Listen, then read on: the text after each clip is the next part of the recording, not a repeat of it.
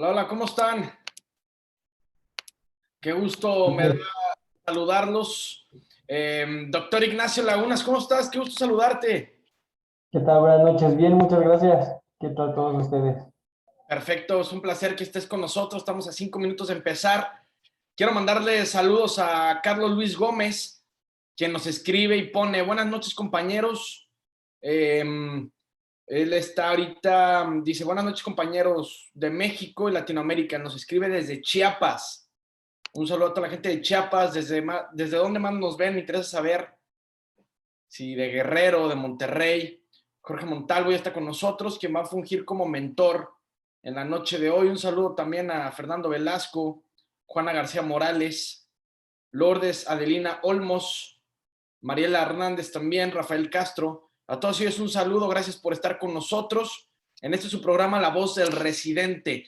Lamentablemente no puedo compartir en Facebook, me gustaría poder transmitir en vivo también en Facebook, sin embargo tengo problemas con la cuenta, me aparece temporalmente bloqueada, entonces bueno, le vamos a dar por aquí, por Zoom. Entonces, gente de Zoom, residentes, doctores, estudiantes, por favor, involúcrense en la charla. Esto también es para ustedes y de ustedes. No le dejen todo el trabajo a nuestro gran doctor, nuestro doctor Ignacio, quien ahorita le doy la presentación. También ustedes comenten, participen, pregunten. Tenemos un gran doctor invitado que nos va a contestar las preguntas. Pero bueno, hoy tenemos el tema abordaje diagnóstico en cáncer de mama. Todo esto de la mano, como ya lo comenté, el doctor Ignacio Manuel Lagunas Bustos. Él es R3 en ginecología obstetricia, egresado de la Universidad Autónoma del Estado de México y actualmente se desenvuelve en el Hospital Materno Infantil, allá en Toluca, en el Estado de México. ¿Algo más que gusta añadir, doctor, sobre su currículum? No, pues actualmente, como ya mencionaron, soy residente de tercer año. Desde que estaba en la universidad he estado involucrado en, pues, en interesarme en la enseñanza, ¿no? En que los que van más abajo podamos entre todos crecer y pues estoy muy a gusto de estar aquí con ustedes. Perfecto, muchísimas gracias. El gusto es nuestro. También está con nosotros Jorge Montalvo, nuestro gran mentor de la noche de hoy. Lo estoy haciendo en estos momentos con anfitrión para que nos salude y después de eso comenzar. Doctor Jorge Montalvo, ¿puede prender su cámara? Ya lo tengo como anfitrión. Y nomás que no me deja entrar el video, Tony. Ya tengo sonido, pero no tengo video. No me dice que. Ahí Ah, está. ya, ahora sí ya. Ahí estamos ya. Perfecto. Un gusto más saludarte, Jorge Igualmente, Montalvo. muchas Y gracias. Estamos. vamos arrancando entonces, una vez Perfecto. dándole presentación a nuestro gran doctor de la noche de hoy, les quiero indicar cómo va a estar la dinámica. Ahí les va. El doctor Ignacio Manuel tendrá 30 minutos para exponer su tema. Al terminar, entrará el doctor Jorge Montalvo a mentorear, a comentar la charla, cuestionarla si cree que es necesario, y posteriormente pasaremos con el mejor público que existe, que son ustedes, los residentes que nos están viendo. Y los invito a que realmente participen, no se esperen al final para poner preguntas. En cuanto a algo vean que les da duda en la presentación del doctor Ignacio, vayan preguntando. Al final, yo, Tony Bachi, junto con el doctor Jorge Montalvo, le daremos voz a sus cuestionamientos, a sus preguntas, a sus comentarios, incluso saludos también. Le vamos a dar voz a todo. Entonces, para que pregunten y se involucren. Por otro lado, los quiero invitar a que le den like a la página de Facebook, La Voz del Residente. En Instagram nos encuentras de la misma manera, La Voz del Residente. Lo más interesante es que también estamos en YouTube, en Medical Legal Center, así nos encuentras. Medical Legal Center, te suscribes y todos los martes encontrarás contenido de valor, así como el que vamos a tener en la noche de hoy. Finalmente, me quiero dirigir a los jefes de residentes. Si usted que me está viendo es jefe de residentes y requiere una de las prácticas de Medical Legal Center, ya sea para capacitación o algún tema médico legal, no duden en contactarnos mandando correo a atención.mlc@gmail.com. Atención sin acento, .mlc@gmail.com, y con mucho gusto, damas y caballeros, damos esta plática sin costo en este momento de pandemia. Sin más preámbulo, doctor Ignacio, ¿se encuentra listo? Listo, Adelante, vamos a comenzar. todos suyos, Bien. adelante. Bueno, el tema, como ya lo mencionamos, abordaje diagnóstico en el cáncer de mama. Todo esto está basado en el Consenso Mexicano sobre el diagnóstico y tratamiento de cáncer mamario, la 9ª revisión de COIMA 2021 acaba de salir. Vamos a recordar la importancia del cáncer de mama en México y en el mundo. Es la primera causa de muerte por cáncer. En México, a pesar de todas las intervenciones que se ha tratado de hacer, se ha mantenido en un crecimiento constante, tanto en incidencia como en su mortalidad. En las últimas 3 décadas hay 26.1 por cada 100,000 mujeres mayores de 25 años, 23.873 nuevos casos en 2013. Aquí vemos la tendencia, cómo van aumentando los casos a pesar de todas las intervenciones que se han hecho, anexar el tratamiento del cáncer de mama al Seguro Popular. A pesar de todo eso, sigue aumentando tanto la tasa como la mortalidad. ¿Ok? En México se diagnostica en promedio a los 52.5 años. Las mujeres menores de 40 años aquí en México tienen un 13.3% más de probabilidades de tener cáncer que en una población norteamericana o europea de la misma edad. También se diagnostica en etapas localmente avanzadas. Esto quiere decir donde los tratamientos ya no son solo quirúrgicos, donde hay que intervenir a mayor escala y donde también hay mayor mortalidad. Y también se ha demostrado en México que el acceso universal al tratamiento es eficiente, pero todavía no se logra una detección temprana. Por eso no podemos estar satisfechos con el trabajo que estamos haciendo. ¿Qué pasa en México? Que tenemos dos grupos de personas, la gente que vive en pobreza extrema, que no cumple a lo mejor con los factores de riesgo para cáncer de mama, pero tienen menor acceso a servicios de salud, por lo tanto la mortalidad es más alta y el diagnóstico se hace más tarde. En cambio, las mujeres que cumplen con los factores de riesgo, que vamos a ver ahorita cuáles son, se diagnostica en edades tempranas y pues es algo que aquí en México buscamos, ¿no? Que a todas las pacientes, independientemente de su estado socioeconómico, podamos ofrecerles una atención desde el principio de la enfermedad. Aquí vemos, según el diagnóstico con el Seguro Popular, en el 2015, los estadios clínicos en los que se diagnostican la mayoría en estadio clínico 3A, que es una enfermedad pues ya avanzada. ¿Ok? Vamos a recordar rápidamente los factores de riesgo biológicos. El más importante es ser mujer. Después, la edad, que es el factor de riesgo que te confiere más riesgo. También la aparición de cáncer de mama en algún familiar de primer grado, el antecedente de una hiperplasia ductal atípica o de un carcinoma lobulillar in situ, también la menarca temprana y la menopausia tardía. Esto lo traspolamos como una vida estrogénica mayor de 40 años. También tiene que ver la densidad mamaria y uno de los factores más importantes, pues las pacientes portadoras de mutaciones genéticas que te aumentan el riesgo de cáncer de mama. Los factores asociados a tratamientos previos, como la radioterapia en el tórax, sobre todo durante el desarrollo, y los factores reproductivos, no tener hijos, cernonípara, no dar lactancia materna, una madre añosa y el uso de anticonceptivos hormonales por más de 5 años después de la menopausia o en la perimenopausia. También los factores asociados al estilo de vida, siendo el más importante la obesidad por el aumento de los estrógenos circulantes, también el sedentarismo, el consumo del alcohol y el tabaquismo. Aquí están los factores de riesgo para cáncer de mama. Este es su riesgo relativo. Vemos cuáles son los más importantes. Hasta abajo están las mutaciones genéticas, las lesiones proliferativas o los carcinomas in situ, la edad mayor de 65 años y la radioterapia para la enfermedad de Hodgkin y, bueno, radioterapia en el tórax, como les mencionaba. Ahora sí, el tema, el diagnóstico temprano. ¿Cómo vamos a diagnosticar temprano un cáncer de mama? Con un adecuado tamizaje y con una adecuada interpretación de ese tamizaje.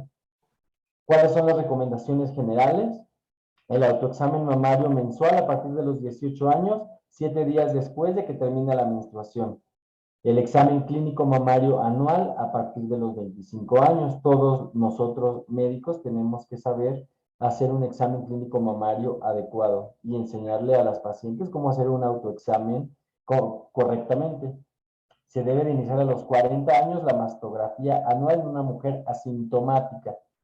Un ultrasonido mamario es el estudio de elección inicial en mujeres menores de 35 años que tengan una patología mamaria, esto por la densidad mamaria. Y la mastografía en mujeres con una mama densa, que además se utiliza con el ultrasonido, nos va a aumentar la sensibilidad al 87%. Siempre recordemos que la mastografía, el ultrasonido y los demás estudios son de sospecha para cáncer de mama, pero la única forma de hacer el diagnóstico es el estudio histopatológico. Vamos a ver cómo se hacen las biopsias y cuáles son las mejores para cada una para llegar al diagnóstico adecuado. Bueno, se nos van a presentar siempre dos tipos de pacientes, las que tienen lesiones en la mama y una lesión palpable y las que no tienen una lesión palpable. Y dependiendo de eso va a ser el manejo que le vamos a hacer.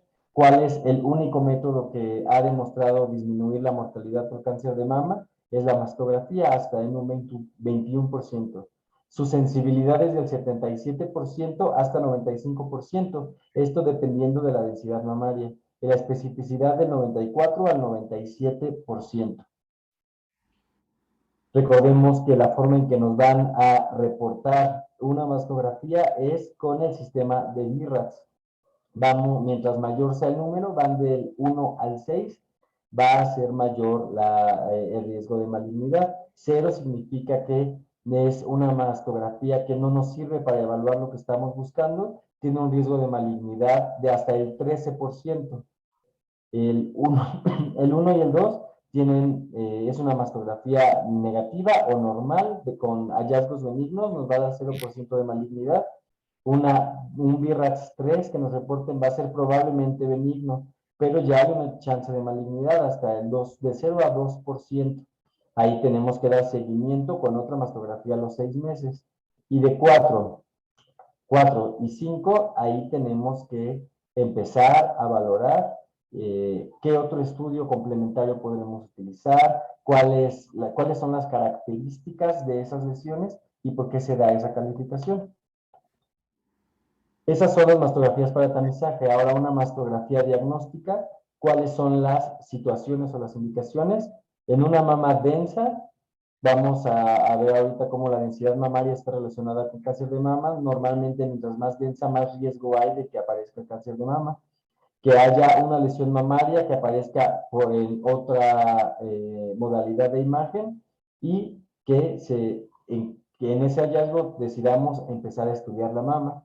Que haya una masa o tumor palpable, tenemos que mandarle a hacer una mastografía que empiece con cambios clínicos como secreción sanguinolenta, cambios, endurecimiento de la piel, retracción del pezón, etcétera, todos esos signos clínicos que no sabemos, que haya dolor persistente y como un seguimiento de un BIRATS 3.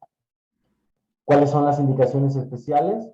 Una mujer joven, independientemente de su edad, que tenga sospecha clínica de cáncer mamario, que haya una historia familiar de cáncer en edades tempranas, se inicia a partir de los 30 años o 10 años antes de la edad en la que se le encontró cáncer al familiar de primer grado, pero nunca antes de los 25 años. También se puede utilizar la resonancia magnética, como ahorita vamos a ver, y que haya un antecedente de biopsia mamaria con reporte histopatológico de lesiones de alto riesgo. ¿Cuáles son las lesiones de alto riesgo? Tenemos esta clasificación de Page and DuPont, donde vemos que las lesiones de alto riesgo son las lesiones proliferativas con atipias. ¿Sí? Recordemos que eran las de mayor riesgo relativo para que apareciera cáncer de mama. Vamos a ver, la densidad mamaria está directamente implicada con la sensibilidad de la mastografía. Mientras más densa, menor sensibilidad. La vamos a manejar en 4 grupos. La A, predominantemente adiposa. B, densidades fibroglandulares dispersas. C, heterogéneamente densa. Y D, extremadamente densa. ¿A qué nos referimos con la densidad? Recordemos que es la relación entre el tejido fibroglandular y el tejido adiposo. En el tejido fibroglandular va a estar la mezcla de componente funcional, que son las glándulas, y el tejido conectivo o el estroma. Aquí vemos, vamos a tener 25, del 0 al 25% es A, que va a ser más adiposo, y más del 75% es la predominantemente densa. Ahora, ¿cuál es la mastografía? Lo que vamos a evaluar, primero la masa, vamos a denominarla como una estructura tridimensional que se ve en dos proyecciones de la mama. Si solo se encuentra en una sola proyección y en la otra proyección no la evidenciamos, se va a conocer como asimetría. ¿Ok? Una asimetría es un área de tejido de densidad fibroglandular más extensa en una mama que en la otra. Hay tres tipos: focal, global y en desarrollo. La más peligrosa es la de en desarrollo. ¿A qué nos referimos? Que comparando dos mastografías, en una había y en una no había y en la siguiente aparece o cambia o crece de tamaño. ¿Ok? Otro aspecto a evaluar es la distorsión de la arquitectura. Significa que no hay ninguna masa visible, pero hay una distorsión focal que retrae el parénquima normal. ¿Ok? Se ve en una o sea, si lo comparas con la otra mama, no se ve de igual manera. Aquí pueden tomar forma estrellada, que irradian desde un punto común y forman el patrón similar de estrella. También tenemos que aprender cómo se clasifican las microcalcificaciones. Mientras más grande y más redondeada sea, nos habla de algo más benigno.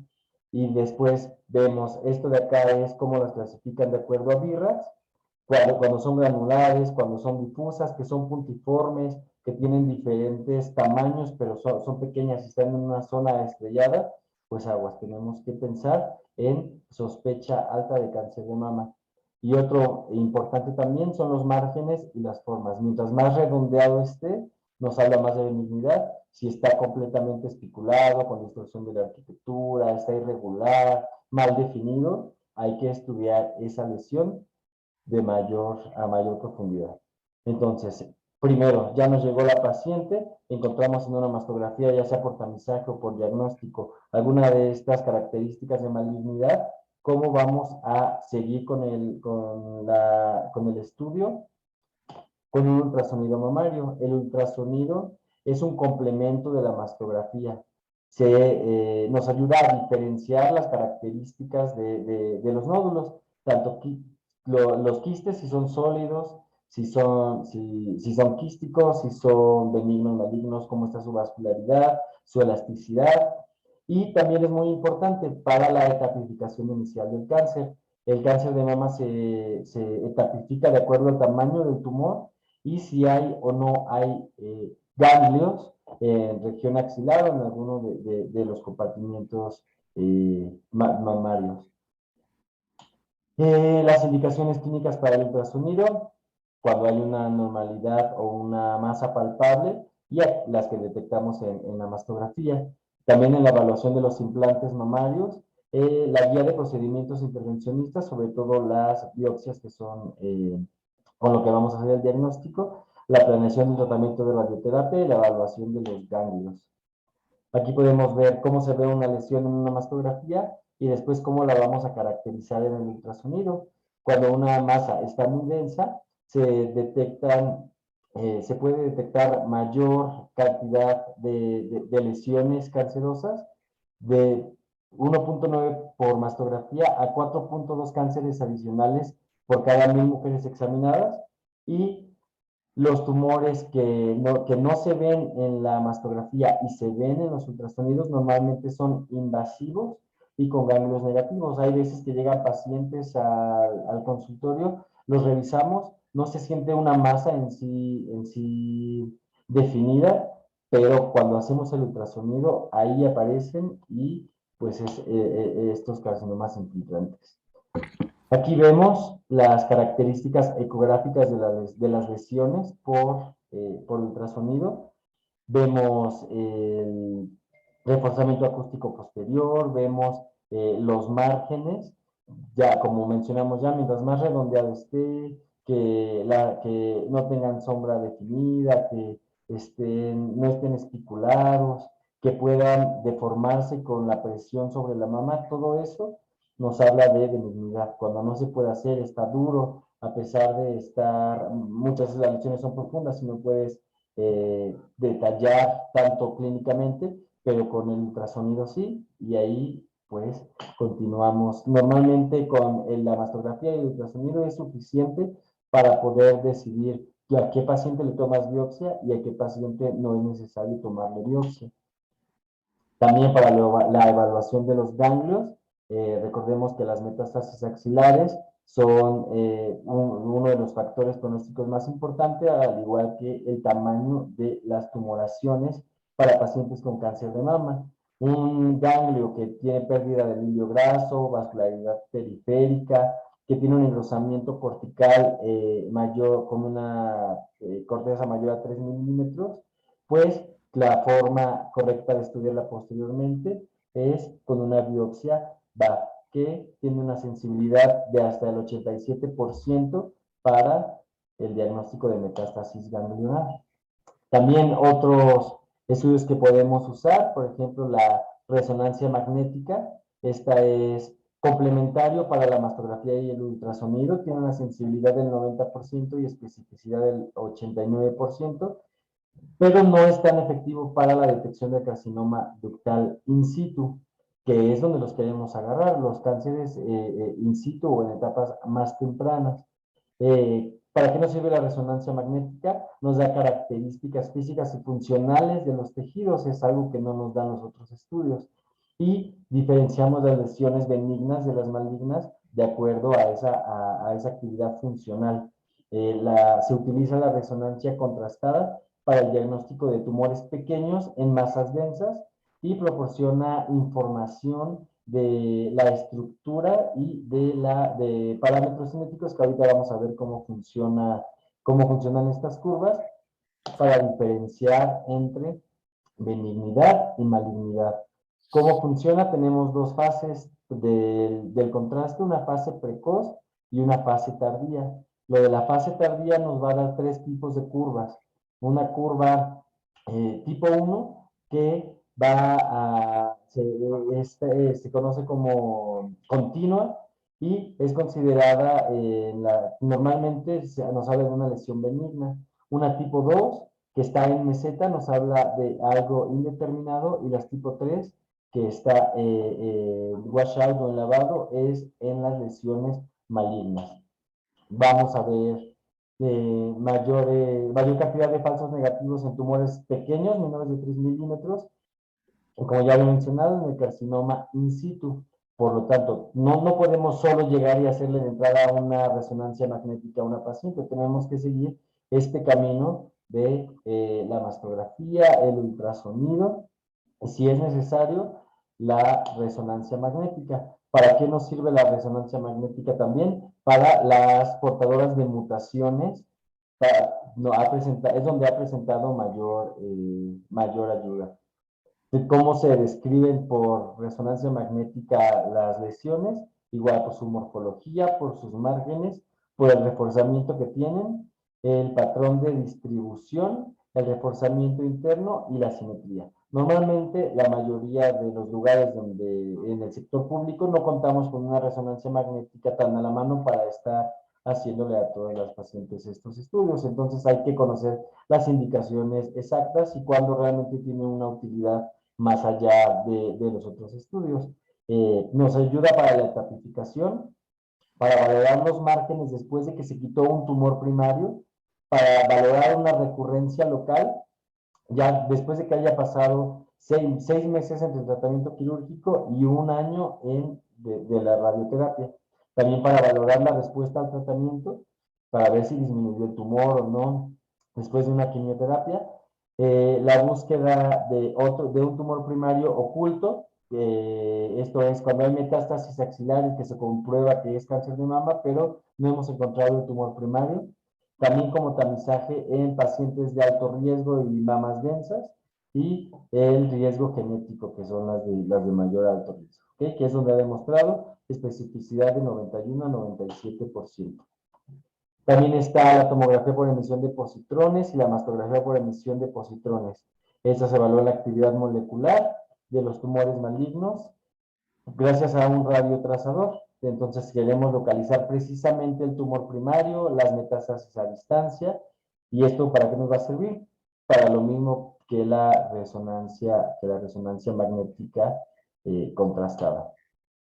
Bueno, la principal indicación de estos estudios es la etapificación locorregional del cáncer mamario para una cirugía conservadora, valorar la axila y la respuesta a tratamiento. Recordemos que la tendencia de la cirugía oncológica ahorita es ir a la menor cantidad de invasión posible, o sea, hacer lo más conservador que se pueda.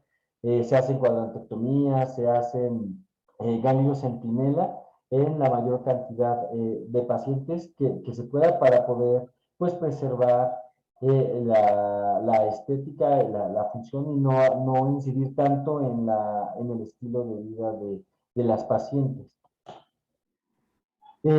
Ahora, ya llegamos a esto. Está una lesión que vemos por mastografía, que ya la estudiamos por ultrasonido, es una masa no palpable, a lo mejor es una masa menor a 1 centímetro, pero que tiene características de malignidad.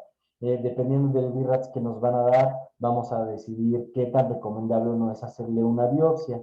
Ahora, ¿qué tipo de biopsia le vamos a hacer a cada paciente? Lo mejor, lo que ha demostrado mayor utilidad es la biopsia con aguja de corte.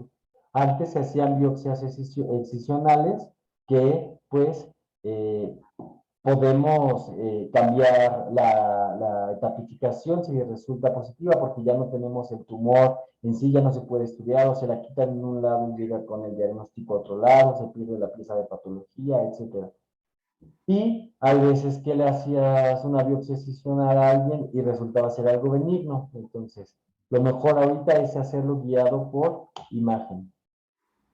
También existe la biopsia por estereotaxia. Aquí se hace a través de una computadora como una mastografía y sobre todo se utiliza en las calcificaciones. Nosotros vemos por estereotaxia, vemos dónde están las calcificaciones para ir precisamente por ese espacio, por esa lesión. Las sacas, se estudia, se manda a rayos X para asegurarnos de que esa es la parte que estábamos buscando y se manda a estudiar. ¿Cuáles son las indicaciones de una biopsia? Lesiones de sospecha categorizadas como BIRATS 4 y 5. También desde un BIRATS 3 que se vea por ese pequeño riesgo que hay de malignidad, debemos valorar enviar a una biopsia. Si se trata de una masa palpable, se pueden hacer las biopsias y si son grandes, etcétera, incluso en el consultorio, pero las masas no palpables, profundas, etcétera, siempre hay que hacerlas por la guía. Que haya nódulos, que haya microcalcificaciones, asimetría focal, asimetría en desarrollo o cambios respecto a una mastografía anterior y distorsión arquitectónica. Las biopsias que tenemos, la biopsia con aguja fina, esa se utiliza sobre todo para quistes, ganglios y para estudiar pues, metástasis. Sucede una especificidad de 97% y la sensibilidad de 72 a 94%. La aguja de corte es para lesiones sólidas. Tiene una especificidad del 99% y sensibilidad del 91%. La de estereotaxia se usa para calcificaciones sospechosas, para simetrías focales, distorsiones de la arquitectura y nódulos complejos. Se necesita, tiene una sensibilidad de 91% y una especificidad de 99%. Y una biopsia quirúrgica, ahí pues vas directamente por la lesión y es para lesiones que no se pueden biopsiar de manera percutánea.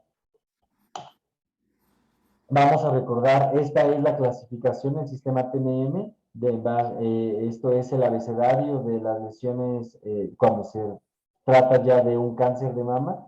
Vamos a ver cómo va aumentando de acuerdo al tamaño, o sea, desde nuestra idea es agarrar cuando todavía es un T1, eso quiere decir que es un tumor menor a 20 milímetros, ¿ok? Y que todavía no haya lesiones en los ganglios. ¿Por qué? Porque ahí podemos hacer una cirugía conservadora, se le puede dar un tratamiento más quirúrgico sin afectar todo lo demás del estilo de vida de una paciente. Y claro que el pronóstico pues es muchísimo mejor.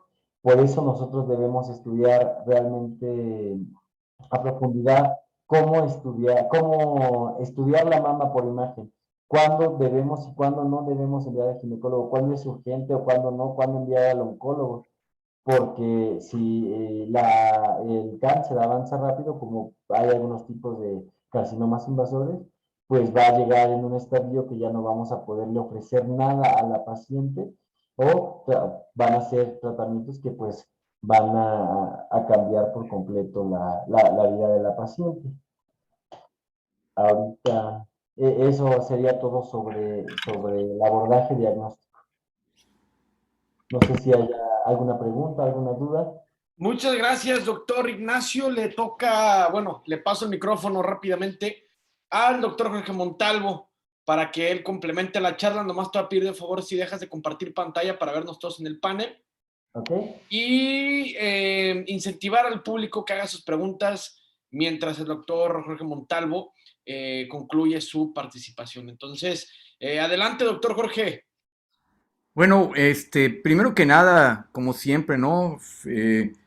Felicitar al doctor Ignacio Lagunas.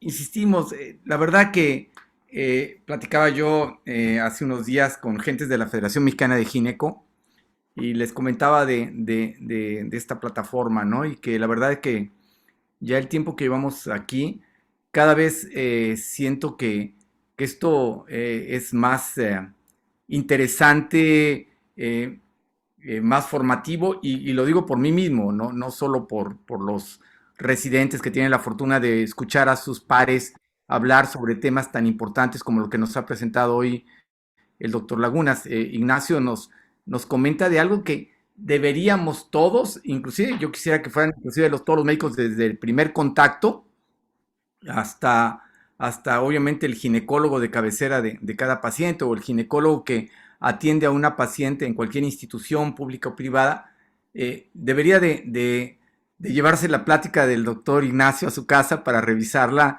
y ver qué tanto de estos conocimientos los ha actualizado constantemente. Este es un problema vamos, en desarrollo, ¿no? Como nos decía el doctor Ignacio, desafortunadamente es la primera causa de muerte por cáncer ginecológico en nuestro país. Ha crecido de una manera importantísima. Afortunadamente creo que cada vez hay más sensibilidad. Gracias a Dios estos meses de octubre en los últimos 10 años creo que han ido generando más conciencia. Hay cada vez más grupos interesados en lo que él ya nos dijo y que yo quisiera nada más reforzar, ¿no? Es decir, en el diagnóstico oportuno. Es decir, el cáncer de mama puede ser tratado, curado, si realmente, como vamos, por lo menos identificado y permitir que haya una sobrevida de la enfermedad suficientemente larga para que esa persona pueda desarrollar todo su plan de vida, si lo identificamos tempranamente. Desafortunadamente, como él nos dice, las condiciones de pobreza, de marginación, los programas desafortunadamente también de los sectores públicos que a veces no están dirigidos o organizados por gentes que realmente conocen el problema, pues ha permitido que todavía haya un crecimiento muy importante de la patología en nuestro país. Es importante todo lo que él nos dijo respecto, y quisiera yo que ustedes lo revisaran. Nuevamente la presentación le vamos a pedir al doctor que se las facilite a todos. Revisar todo lo que son los factores de riesgo. Tenemos que identificar oportunamente.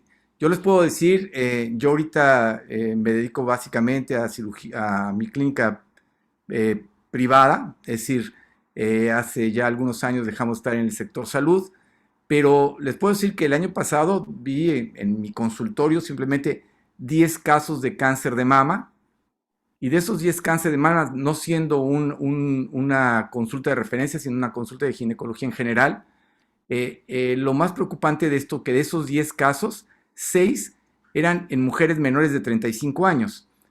Y esto es muy importante porque a veces llega la paciente y nos dice una patología, se toca un nódulo o hay algún cambio, nosotros a la hora de revisarla o no la revisamos y dejamos pasar momentos importantísimos, dejamos pasar esa ventana de oportunidad de a lo mejor haber hecho un diagnóstico oportuno porque no le interrogamos bien, no evaluamos sus factores de riesgo, no le exploramos como debiera, no le enseñamos como debiera y esa mujer va a regresar unos años después con un cáncer, como él también ya nos dijo, desafortunadamente en estadios avanzados. Nos mostraba estas gráficas donde el 2B y el 3A son los más frecuentemente detectados, ya con un pronóstico muy incierto para esas mujeres. Entonces, creo que sí es estos temas, aunque parecía de que otra vez cáncer de mama y todo el mes pasado estuvimos en webinars y en sesiones, etcétera, pero desafortunadamente sigo pensando que a veces por lo mismo que nos parece muy repetitivo, como que a veces pensamos que ya sabemos y desafortunadamente creo que no sabemos. Creo que hay muchas cosas que hay que hacer. Acuérdense que esto, ustedes si le preguntan a cualquier mujer de qué tiene miedo de morirse, le va a decir que de cáncer de mama. Aunque digamos que ahorita se mueren más por COVID o tradicionalmente la mortalidad femenina es más por trastornos cardiovasculares asociados a hipertensión, diabetes, etcétera. Pero usted le preguntan a cualquier mujer, les va a decir morirme de cáncer de mama porque todo lo que implica en relación a su percepción como mujer. Entonces creo que estos temas son muy importantes. Qué bueno que el doctor Ignacio Lagunas nos los trajo hoy a la mesa. Creo que hay que revisarlos, creo que hay que ahondar. A la hora que vean, hay que aprender a ver las mastografías, hay que aprender a ver los ultrasonidos, hay que indicar las resonancias, las tomografías, pero sobre todo, a la hora que les llegan, a veces la gente, acuérdense que a veces hay lugares donde la gente que hace una mastografía la hace muy bien y hay lugares que no las hacen muy bien. A veces nos llegan con reportes totalmente incompletos. Es muy frecuente que nos llegan, por ejemplo, mastografías, como nos dice él, que la revisamos y son birra cero, ¿no? Es decir, necesitamos complementarla y necesitamos complementar y explicarle al paciente por qué, cuáles son las necesidades. Cualquier mama densa, como ya nos explicó, es una mama que tiene una mama que tiene un porcentaje, una probabilidad de riesgo de malignización durante la vida de la mujer mucho más alta. En fin, lo que quiero decir con esto es que tenemos que sentarnos, darles un poquito de tiempo a nuestras pacientes, hay que educarlas, hay que educarnos para que juntos, haciendo un equipo, hagamos diagnósticos oportunos. Para poderla, como él decía al final de su plática, lo cual me pareció muy puntual, poderlas, identificar oportunamente, indicar los estudios necesarios para confirmar ese diagnóstico, tanto por imagen como por medios invasivos, y entonces canalizar a esa paciente al mejor lugar para que reciba el mejor tratamiento y acompañarlas. Es bien importante. A veces derivamos una paciente y como que pensamos que ya, ahí se terminó todo. Yo creo que hay que aprender a acompañarlas. Tenemos mucha tecnología ahorita que nos permite acompañar a esas pacientes, darles seguimientos, y esas pacientes seguramente van a regresar.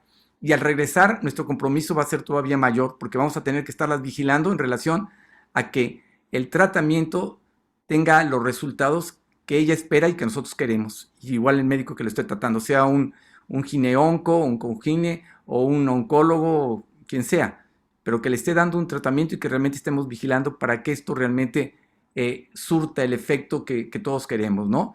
Y obviamente seguirnos capacitando para que en su momento, si existiese alguna complicación dentro del tratamiento o una, nuevamente, aparición de patología, la podemos también identificar de manera temprana y dar el seguimiento y la consejería que esas mujeres nos están pidiendo al ir con nosotros. Entonces, pues nada más, muchas felicidades, doctor Ignacio Manuel. De verdad, es un tema muy padre. Creo que volvemos a insistir, las doctoras que nos estén escuchando, obviamente estarán de acuerdo conmigo, los doctores también, pero sobre todo esto necesitamos intercambiar, necesitamos ir creando conciencia real y sobre todo necesitamos protocolizar, necesitamos que la paciente que llegue a cualquier control, a una visita rutinaria, ¿sí?, se identifiquen adecuadamente todos sus factores de riesgo y entonces se hagan los estudios pertinentes. Y las pacientes que en un momento dado puedan identificar alguna patología mamaria, se le vamos, se les inscriba en estos protocolos, en estos algoritmos de atención, para que la atención sea bien sistematizada, sea adecuada, y entonces todo el mundo estemos hablando el mismo lenguaje y sobre todo proporcionándole a esa paciente el tratamiento mejor, dada la evidencia que contengamos, vamos, científica disponible, ¿no? Obviamente teniendo en cuenta los recursos, tú nos decías algo, no en todos lugares hay resonancias. Bueno, ok, si no hay resonancia, pues tendremos que usar los recursos disponibles, pero eso no limita al que le tengamos que decir al paciente que esa paciente en un momento, aunque esté en una situación institucional, si nosotros creemos que requiere una resonancia, hay que decirlo. Si se la hacen o no se la hacen, ese es otro rollo, pero nuestra obligación es ofrecerle a la paciente los mejores recursos tecnológicos y de conocimiento disponibles a la actualidad, ¿no? Entonces, nuevamente, muchas felicidades, muchas gracias, de verdad, doctor Laguna. Esperemos que sigamos por este camino todos. De verdad que me gustó mucho. Muchas gracias. Muchas gracias, doctor Jorge Montalvo. Hay varios comentarios que me gustaría darles lectura. Está el de Julio Ramsés Cardona. Pone tema importantísimo y olvidado por múltiples cuestiones, entre ellas el enfoque médico. 100% COVID.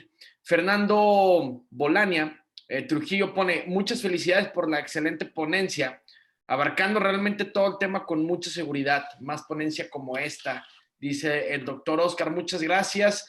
También pone Juana García Morales, buenas noches, saludos desde Cerro Azul, Veracruz. Es la gente que nos está saludando. ¿Ibas a comentar algo, doctor Jorge? No, qué bueno que estén. Ojalá la doctora de Cerro Azul, Veracruz, los veracruzanos son muy abusados, que nos hiciera favor de participar también, que nos diera sus puntos de vista. Si le gusta el tema, pues que nos dé otras cosas. Yo quisiera abrir nuevamente, insistir, perdón, la interrupción, pero ojalá muchos de los que nos están escuchando nos platicaran qué están haciendo en este tipo de temas. Como decía el primer comentario que tú hiciste, Tony, temas que parecieran olvidados. Hemos vivido 2 años muy complicados, han sido tiempos difíciles, pero muy interesantes. Pero tenemos que centrarnos en cuáles son las necesidades de nuestros pacientes, ¿no? Es decir, no lo podemos olvidar, y esta es una patología que va en crecimiento desafortunadamente por las diferentes condiciones de vida de la mujer, por una serie de factores que ya también nos dijo muy bien Ignacio Manuel, el retraso de la reproducción, tenemos pacientes que inician menarcas más tempranas, menopausias más tardías, el uso de anticonceptivos para retrasar la fertilidad, en fin, hay un chorro de factores que en un momento dado son importantes y que tendríamos que saber. Entonces, ojalá muchos de los que nos están oyendo se animaran a participar. Nos ayudarían a todos, aprendemos mucho más, de verdad. Correcto, la verdad es que sí. Cuando se involucran, pues a lo mejor podemos ver alguna otra óptica que a alguno se le haya pasado, ¿no? Para eso es importante que se sumen a esto, a preguntar, a enriquecer la presentación. Yo le quiero pedir al doctor Ignacio Lagunas si nos puede decir qué es lo que espera del resto de su residencia y qué le diría a los que apenas van a empezar con su residencia. Eso es una pregunta a título personal mía. Bueno, pues la residencia específicamente en gineco, que es la mía, los primeros años siempre son pues lo más pesado. Deben de recordar por qué están ahí, por qué escogieron hacer una especialidad, qué es lo que después de todo el tiempo van a ustedes a ganar, por qué escogieron dedicarse al servicio, porque realmente está haciendo una especialidad, es servicio a la gente prácticamente. Claro, nosotros se trata de que crezcamos, de que nos cultivemos, de que crezcamos al lado de los demás residentes, porque los hospitales, escuelas, aprendes de tus residentes de mayor jerarquía y recordar siempre pues que todos estamos por un fin común, ¿no? ¿Qué espero de lo que me falta de la residencia?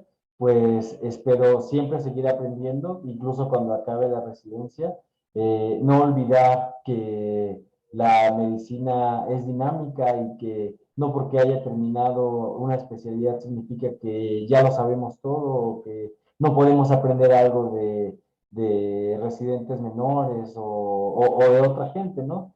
invito a los que son residentes mayores a que les enseñemos a los residentes menores ahora pues que estamos del otro lado, ¿no? Y apoyarlos. Todos tuvimos momentos de crisis en el principio de la residencia, momentos donde quieres a veces aventar la toalla, que es demasiado trabajo, etcétera, pero pues todo al final vale la pena. Siempre hay que pensar que a pesar de todo, esto es lo que escogimos hacer y esto es lo que vamos a hacer toda la vida, entonces hay que disfrutarlo. Y nada más, creo que ese sería mi comentario al respecto. Una Muchas gracias, doctor Ignacio. Adelante, doctor Jorge. pregunta para el doctor Ignacio. ¿Ustedes tienen, cómo manejan en tu hospital las pacientes que llegan, vamos, que llegan, por ejemplo, de consulta general, de médico de medicina familiar o médico general, llegan a un área especial? Es decir, por ejemplo, en mi hospital nosotros teníamos una unidad o una clínica de mama donde llegaban todas las pacientes que llegaban con alguna patología mamaria y de ahí entraban a un proceso de tamizaje donde se discutía si era una patología benigna, cuál sería la vía de tratamiento y si en un momento dado implicaba factor de riesgo para una neoplasia maligna o una patología maligna, vamos, iba directamente a una subunidad que era cáncer de mama. ¿Cómo lo manejan ustedes en relación? Obviamente en esta clínica participaban o participan habitualmente ginecólogos, oncólogos, obviamente del departamento de imagen, oncología, tanto quirúrgica como médica, obviamente anatomopatología, en fin, era todo un grupo donde se discutían los casos una vez a la semana y se planteaban las opciones de tratamiento, sobre todo en las patologías más graves, ¿no? ¿Cómo los manejan ustedes? ¿Cuál es el mecanismo que utilizan en tu hospital? Aquí en el ICEMIM está solo en el Estado de México. Nosotros, el Hospital Materno Infantil, somos el hospital de referencia. A nosotros nos llegan de BIRATS 3 para arriba, o pacientes con patología mamaria que tienen algún otro problema. Todo lo vemos aquí en una clínica de mama. Ahí está el médico adscrito, los residentes, y vemos a las pacientes, las mastografías, decidimos a cuál le damos ultrasonido, qué estudio le hacemos a cada uno. Aquí es donde ponemos en ejercicio esto del abordaje diagnóstico que vimos el día de hoy. Nosotros aquí les hacemos las biopsias, ¿no? Y ya si nuestro patólogo nos reporta que se trata de cáncer de mama, se manda hay un centro oncológico del ICEMIN, que está igual aquí en la ciudad de Toluca, y se envía ya para darles el tratamiento oportuno. Aquí en Clínica de Mama nos quedamos con los seguimientos de las pacientes que nos regresan del centro oncológico y también las pacientes como los BIRATS 3 que ya vimos, a lo mejor BIRATS 4, que por ultrasonido lo caracterizamos y vemos, no, pues no, tiene más probabilidad de benignidad que de malignidad. Les damos el seguimiento a pesar de que hay una biopsia negativa. Seguimos dando el seguimiento hasta ver pues que no cambien, como ya vimos el cambio de un año a otro, de un semestre a otro, pues también nos habla de malignidad y pues a biopsiar otra vez. Sí se detectan varios casos de cáncer de mama, como menciona el doctor Montalvo, en pacientes más jóvenes cada vez, en pacientes que a veces en el interrogatorio no tienen ningún factor de riesgo, pero pues por eso existe el tamizaje y por eso, aunque no se toque ninguna lesión, las pacientes tienen que hacer ese tamizaje para encontrar esas lesiones y poderles dar el tratamiento. Y es lo que hacemos aquí en la clínica de mama. Pero todas las unidades de segundo nivel y de primer nivel se encargan de hacer las mastografías. A nosotros nos mandan mastografías DIREX 3 para arriba y aquí nosotros les continuamos el abordaje diagnóstico, les hacemos ya las mastografías diagnósticas. ¿Les hacen resonancia a ustedes, la astografía, ese tipo de estudios? Ya Tenemos directo. resonancia, no se las hacemos a la mayoría de las pacientes porque Claro. no es necesario, o sea, con el ultrasonido y la mastografía decidimos biopsiar, ¿no? Claro, apoyados por el servicio de radiología y decidimos pues a quién es necesario y a quién no. Sí hay pacientes, sobre todo por otras patologías mamarias, que les hacemos resonancia magnética. Pero cuando vemos una lesión, nódulo sospechoso o algo raro, pues nos vamos directamente a la biopsia también para no perder más tiempo, porque estar haciendo tantos estudios podemos retrasar también el diagnóstico que estamos buscando que sea lo más pronto posible. Y en el centro oncológico también el tratamiento se da lo más pronto posible. Entonces, sí hemos detectado varios cánceres en estadios tempranos que afortunadamente cuando las vemos en el centro oncológico, pues se pudo cambiar realmente la vida de la paciente sin que llegara a más, ¿no? No, y totalmente de acuerdo, ¿no? Ojalá esto que tú nos presentas hoy creo que es la clave de la atención de la paciente con riesgo de patología mamaria, ¿no? Es decir, la identificación temprana, es decir, no hay otra cosa más que eso, ¿no? Es decir, ya procesos avanzados, el pronóstico desafortunadamente para todas estas mujeres es complicado, se vuelve muy doloroso. Aparte, mencionaste tú también algo que yo no quisiera dejar pasar por alto. El hecho de hacer un diagnóstico temprano, oportuno, permite un tratamiento cada vez, como también lo decías, cada vez más conservador, por llamarle de alguna forma. Esas cirugías ya, mastectomías radicales, cada vez las vemos menos, se siguen haciendo, a veces hay que hacerlas, no hay de otra, pero cada vez podemos ir a cirugías donde podemos hacer tumorectomías, cuandrotectomías, con resultados, es decir, hacemos ganglio centinela y todo esto, y vemos que son patologías que realmente están muy localizadas y eso implica una calidad de vida para la mujer, no solo desde el punto de vista de su pronóstico en relación a la enfermedad, sino la calidad de vida de estas mujeres como mujeres. No es lo mismo una paciente que aunque después le pongas un implante y le hagas una reconstrucción, que cada vez los cirujanos plásticos cada vez tienen más recursos para esto, afortunadamente, pero no hay como conservarle su propia mama, ¿no? Y esto es bien importante, no podemos olvidarlo, ¿no? Que tenemos la obligación de ofrecer los mejores recursos en los momentos adecuados y oportunos para que estas mujeres realmente puedan continuar con su vida de una manera plena, ¿no? Entonces eso me parece muy importante como lo señalaste. Entonces, pues ojalá muchas más, todo esto sirva para motivar a muchas gentes y nos platican cómo están haciendo esto para ver que lo que estamos haciendo si realmente es lo mejor y si es lo mejor, cómo podemos implementar, innovarlo para tener cada vez una medicina de más calidad para nuestros servicios, ¿no? Y solo es como tú hoy nos has hecho el favor, doctor Lagunas, de presentarlos y de comentar qué estamos haciendo para ver si lo estamos haciendo bien y si lo estamos haciendo bien, cómo lo podríamos hacer mejor, ¿no? En el intercambio de conocimientos y pues nuevamente pues muchas felicidades, de verdad. Un tema muy padre. Muchas gracias, doctor Jorge Montalvo. Ya por la hora me gustaría pasar con las conclusiones por parte del doctor Ignacio, antes de concluir el programa. Adelante, doctor Ignacio.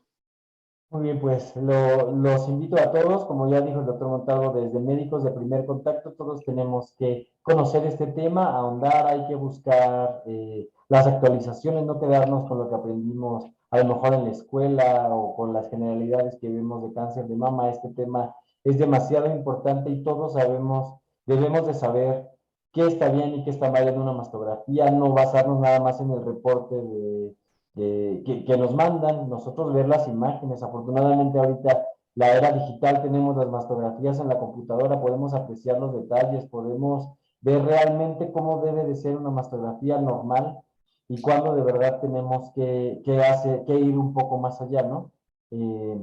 Debemos de darle la importancia al tema que realmente tiene y pues los invito a revisar el tema. Todos tenemos que manejar a la perfección todo esto. Hay que conocer un buen lugar donde se hagan estudios de mama, conocer un buen radiólogo que nos dé reportes que sean pues buenos para poder ayudar a las pacientes. Todo esto es para ayudar a las pacientes que van a llegar con nosotros y se van a tratar con nosotros. Y pues que no porque se nos va un detalle lo vieron una vez y no vieron algo que 3 años después apareció, no explicarle a la paciente la importancia de una mastografía, de un tamizaje, no explicarle bien cómo se hace una exploración mamaria. Todo eso es algo que todos debemos de manejar, saber enseñar y pues saber cuándo hay que hacer algo más. Hay muchísimas guías, muchísima información para esto, pues los invito a revisarlo y que no olvidemos que la importancia del cáncer de mama, ¿no? Sí. Yo Correcto. una Adelante, cosa, ya para terminar, adelante. creo que lo que acaba de decir ahorita el doctor Ignacio es bien importante. Es decir, tenemos que nosotros mismos hacer una evaluación de los centros donde estamos mandando a hacer nuestros diagnósticos. Y si lo estamos haciendo en nuestro hospital, sentarnos con las gentes que la están haciendo y discutir los casos. Es decir, ver, como decía yo, si podemos innovar, podemos mejorar la calidad de los estudios, hacer que los reportes realmente sean entendibles y completos. Y otra cosa que creo que es bien importante, hay que acercarnos a las organizaciones, vamos, de las mujeres que luchan contra esto, es decir, tenemos que proyectarnos hacia la comunidad. Los ginecólogos somos los médicos, muy frecuentemente los médicos de cabecera de las pacientes. Muchas pacientes al paso de los años, se los puedo decir después de muchísimos años, al primer médico que le preguntan acerca de cualquier patología es a su ginecólogo. Sea un problema de cefalea o unas hemorroides, le preguntan a su ginecólogo con quién van o qué pueden hacer. Entonces necesitamos acercarnos y a esas pacientes hacer grupos de información. Tenemos que educar a nuestras pacientes. Cada vez que lleguen, tenemos una pequeña oportunidad de dedicarles unos cuantos minutos a enseñarlas, a que ellas mismas aprendan. Él nos decía al principio de su plática el autoexamen. Bueno, cuando hacemos un examen clínico, es un excelente momento para enseñarlas cómo se tienen que revisar. Hay gente que dice que el autoexamen mamario no sirve mucho. Yo creo que sirve mucho porque finalmente si la enseñamos bien, la mujer aprende a conocerse. Y si se conoce, obviamente va a notar cualquier cambio. No tiene que decirnos que tengo una lesión intraductal, etc. No, no. Va a notar algo no está bien, algo no tengo ya como antes. Y esto creo que es a base de informarlas. Creo que hacer actividades también, y yo los invito a todos, que hagamos actividades sociales, es decir, que planteemos no solo en octubre, sino todo el año. Como decía, no nos olvidemos del cáncer de mama. El cáncer de mama no nada más hay en octubre, hay todo el año. Y que entonces hagamos en diferentes ámbitos pláticas de capacitación para que reciban información adecuada, que no sea la información del blog de no sé quién o de googlear o no sé dónde, sino que realmente una información bien validada, una información establecida en los mejores conocimientos científicos y con la empatía, ¿no?, que tiene el ginecólogo para con sus pacientes, para apoyarlas y darles esa información y a veces el acompañamiento cuando la patología ya está presente que ellas necesiten. Entonces, creo que esto es bien importante, estos dos aspectos, ¿no? Ver quién va a hacer el estudio, porque de eso va a depender tomar muchas decisiones. Y la otra, sentarnos a platicar con nuestros pacientes para informarlas de manera adecuada cuáles son los factores de riesgo, si es que no han tenido la patología, y cómo modificarlos, y cuando ya existe la patología, cómo podemos hacer cuáles serían los medios adecuados para un diagnóstico oportuno y un tratamiento adecuado, ¿no? Entonces, nuevamente, pues muchas gracias. Yo invito nuevamente, perdón, Tony, a todos a que nos manden de qué quieren hablarnos, platíquenos de lo que ustedes quieran. Todo el conocimiento es válido, todos necesitamos aprender de todos. De verdad no se imaginan cómo en estos meses hemos ido aprendiendo todos. Yo creo que al rato le vamos a tener que dar título de ginecólogo también a Tony porque ha oído tanto de esto que ya, caray. Ya aprendí algo se te queda. Entonces, pues todos son bienvenidos. Doctor Lagunas, esta es tu casa. Cuando quieras platicarnos de algo más, ya vimos que lo haces muy bien. Pues por favor, no te detengas. Y muchas gracias, Tony, muchas gracias como siempre. No, gracias a ustedes, gracias doctor Ignacio, gracias doctor Jorge Montalvo por acompañarnos, a todo el público que se quedó con nosotros hasta 5 minutos antes de las 9, muchas gracias. señal que el tema estuvo muy interesante, que los mantiene todavía muy activos con nosotros. Muchas gracias. Invitarlos al Facebook, Instagram, La Voz del Residente. Y si se perdieron algo de la charla, búsquenla en YouTube, en Medical Legal Center, se suscriben y todos los martes encontrarán este tipo de contenido. Muchísimas gracias. De nuestra parte, lo es todo. Nos vemos el próximo martes. Que tengan excelente inicio de semana. Igualmente, saludos.